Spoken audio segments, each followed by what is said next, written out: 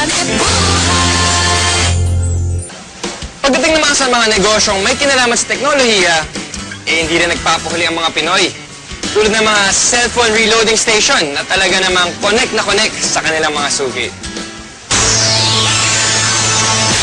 Sa panahon ngayon, isa na nga sa pangunahing pangangailangan natin ang cellphone.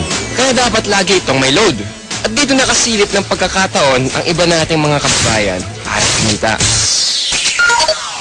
Ang V-Mobile, nakaisip ng paraan kung paanong sa pamamagitan lang ng isang telepono at isang SIM card, maaari nang makapagbenta ng load ng kahit anong network. Ang kaibahan nitong V-Mobile, gamit mo yung cellphone mo, makapagbebenta ka ng lahat ng klase ng prepaid, cards at saka electronic, para magkaroon ka ng negosyo. Taong 2008, nang simula ng V-Mobile ang negosyong ito. Ang sistemang gamit nila, all-in-one load service, kaya one-stop shop ang kanilang serbisyo.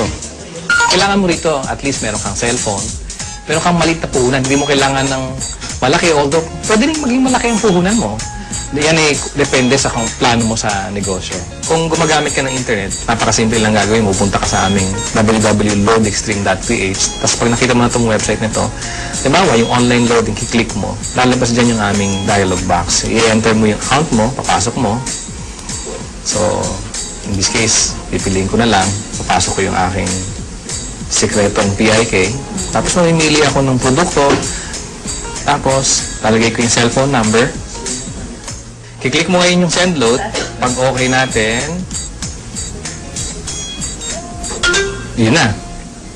Pero paano ka nga ba kikita sa negosyong ito? Halimbawa, may magpapaload sa iyo ng 100 pesos. Ang babawas sa load wallet mo ay 90 pesos lang. Ibig sabihin, may 10 piso kang kita sa bawat 100 na i-reload mo sa iyong customer. Kung kumikita ka ng 100 pesos kada araw sa pagre-reload, sa loob ng isang buwan, may kita kang 3,000 piso. Anip, tulad ni Peewee, na nakatuwaan lang daw noong una ang reloading business. Kasi nagulat kami, nung nag-start kami noon, magbabarkada lang kami. So every night magkakasama kami. Nakakatuwa. Nung 5 lang kami nagsimula, 5 members na kami. Kapatid ko, mga barkada ko. Tapos yung nagulat ako, yung 5 tao nagsimula niya. Ngayon, ano na kami, almost 100,000. So actually, nag-vlog pa siya na 100,000 members. Ayun, sa simpleng pagpindot-pindot lang daw niya ng cellphone, kumikita raw si Peewee ng mula 1,000 hanggang 5,000 piso kada linggo. Ano pang hinihintay niyo mga kapartner? Oras na para ang hilig niyo sa paggamit ng cellphone, pakinabangan niyo rin at maging isang maliit na negosyo.